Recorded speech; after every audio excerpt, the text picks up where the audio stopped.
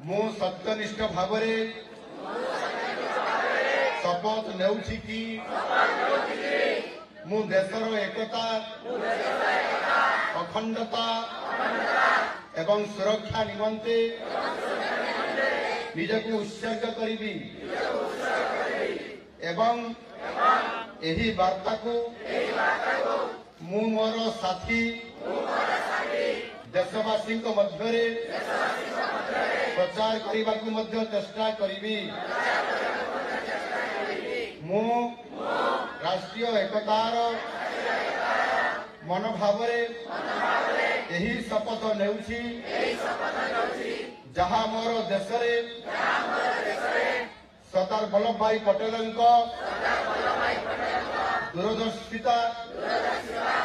एवं महत कार्य द्वारा संभव होइथिला मु एहा मध्य प्रतिज्ञा करुछि जे मु देशर आभ्यंतरणीय सुरक्षा को निश्चित करने निमंते स्वयं निजकु समर्पित करिबी।